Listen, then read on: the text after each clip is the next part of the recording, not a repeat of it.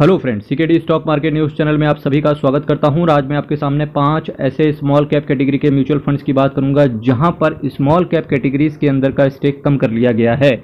5 small cap category के ये mutual funds हैं जो कि बहुत ही बेहतरीन थे 2023 के अंदर, पर अब उन्हीं स्मॉल कैप कैटेगरी के अगर मैं 2024 के अंदर बात करूँ तो उन्होंने स्मॉल कैप कैटेगरी से स्टेक को कम कर लिया है। अब आप कहेंगे कि यार सीकेडी जी स्मॉल कैप कैटेगरी से स्टेक तो कम कर लिया है, पर वो शिफ्ट कहाँ किए हैं? या तो वो लार्ज कैप में गए होंगे या फिर वो मिड कैप के अंदर चले गए होंगे। अब यहाँ से कुछ सीखने वाला ये है कि क्या म्यूचुअल फंड कंपनीज को ये पता था कि स्मॉल कैप कैटेगरी और मिड कैप कैटेगरी क्रैश हो सकती है? शायद इस वजह से इन्होंने स्मॉल कैप कैटेगरी के अंदर स्टेक को कम किया हो। अब इन्होंने जैसा भी किया है पर रिजल्ट तो यही आ रहा है सामने, और इसका बेनिफिट भी म्यूचुअल फंड्स के अंदर देखने को मिल रहा है। अब अगर सबसे पहले म्यूचुअल फंड्स की यहाँ से बात करूँ तो देखिए आईसीआईसीआई प्रूडेंशियल का जो स्मॉल कैप कैटेगरी का म्यूचुअल फंड था, पहले था 80% के आसपास का स्टेक था स्मॉल कैप कैटेगरी के अंदर, और अभी केवल 68% के आसपास का बचा हुआ है इनके पास स्मॉल कैप कैटेगरी के अंदर स्टेक।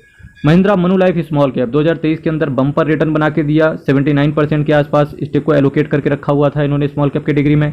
फिलहाल 73.50% स्टेक को कम कर लिया है स्मॉल कैप कैटेगरी के अंदर। इन्वेस्को इंडिया स्मॉल कैप की बात करेंगे तो 76% पहले इनका स्मॉल कैप कैटेगरी में रहा करता था, अभी केवल 69% ही स्मॉल कैप कैटेगरी के अंदर बचा हुआ है। एचडीएफसी स्मॉल कैप की बात करेंगे जहां 81% स्मॉल कैप कैटेगरी के शेयर्स के ऊपर ये डिपेंड रहा करते थे, वहीं केवल अभी 77% ही एचडीएफसी स्मॉल कैप ने अपने पास रखा हुआ है स्मॉल कैप कैटेगरी का। अब आप पूछेंगे बाकी का 23% कहाँ गया होगा? बाकी का 23% या तो ये लार्ज कैप या इंडेक्स फंड या मिड कैप के अंदर पकड़ा होगा इन लोगों ने। आईटीआई स्मॉल कैप फंड की बात करेंगे 65% की जगह 64% एलोकेशन इन्होंने 2024 के अंदर कर दिया है। तो इसीलिए बोलते हैं कि म्यूचुअल फंड में पैसे लगाना कई गुना बेटर रहता है डायरेक्टली शेयर्स को खरीदना बेचना, क्योंकि म्यूचुअल फंड वालों को सब पता होता है कि शिफ्ट कहाँ कर रहा है मार्केट। अगर आपने देखा होगा बजट के बाद यानी कि 4 जून के बाद से, रिजल्ट के बाद से स्मॉल कैप कैटेगरी और मिड कैप कैटेगरी थोड़ी सी धीमी पड़ गई है, वहीं कंजम्पशन बेस्ड शेयर्स बहुत ज़्यादा आगे बढ़ रहे हैं, यानी कि लार्ज कैप कैटेगरी के शेयर्स बहुत ज़्यादा आगे बढ़ रहे हैं। जहां एचडीएफसी बैंक 1300-1400 रेंज के आसपास घूमता था, आज एचडीएफसी बैंक 1700 को क्रॉस कर गया है। हालांकि इन्फोसिस, टीसीएस इन सब की बात करेंगे यानी कि आईटी सेक्टर की बात करेंगे, वो अभी भी थोड़ा सा डिप्रेस्ड दिख रहे हैं। अल्टीमेटली आपको ये सीखना है कि म्यूचुअल फंड वालों को सब पता होता है मार्केट में हवा किस तरफ चलने वाली है, उसके पहले इनको पता होता है। इस वजह से म्यूचुअल फंड काफ़ी हद तक सही रहता है। फिर भी किसी भी म्यूचुअल फंड के अंदर पैसे डालने से पहले एक बार आप अपने फाइनेंशियल एडवाइजर से जरूर पूछ लें। साथ ही साथ आपसे ये भी मैं बताना चाहूँगा कि इनकम टैक्स फाइलिंग का सीजन चल रहा है। आप इनकम टैक्स की फाइलिंग हमारे द्वारा भी करवा सकते हो। आप दिए गए व्हाट्सएप नंबर पर अधिक जानकारी प्राप्त कर सकते हो। अगर आपका इनकम बेसिक एग्जाम्पशन लिमिट जो कि है 2.5 लाख या 3 लाख, एज द केस में भी है कि आप किस केस के अंदर आते हो, 2.5 लाख, 3 लाख या 5 लाख, ठीक है।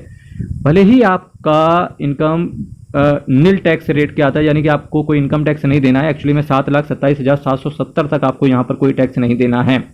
अगर ऐसा होता है फिर भी आपको इनकम टैक्स रिटर्न फाइल करना पड़ेगा अगर आपका बेसिक एग्जाम्पशन लिमिट को क्रॉस करता है, जो कि है 2.5 लाख, 3 लाख और 5 लाख, ठीक है। दूसरी बात यह है कि शेयर मार्केट में आप म्यूचुअल फंड्स को खरीदते बेचते हो, अगर आपका इनकम भी नहीं है तो अगर आपका शेयर मार्केट के अंदर लॉस होता है तो भी आपको अपना आईटीआर फाइल करवाना चाहिए, क्योंकि वो 8 साल तक कैरी फॉरवर्ड होता है। बेनिफिट उसका ये रहता है कि अगर किसी साल आपको गेन आ गया, साथ ही साथ आपका सैलरी इनकम भी आ गया आने वाले 8 साल में, तो होगा क्या, वो लॉस आपका सेट ऑफ कर दिया जाएगा। तो ये भी बेनिफिट है। बहुत सारी चीज़ें हैं, बेनिफिट हैं इनकम टैक्स के। अधिक जानकारी के लिए आप दिए गए व्हाट्सएप नंबर पर आप कॉल कर सकते हो। कल फिर आपके साथ मिलेंगे। चैनल को सब्सक्राइब कीजिएगा, वीडियो को लाइक कीजिएगा। हर हर महादेव, अयप्पा शरणम, हरि शरणम। बहुत बहुत धन्यवाद।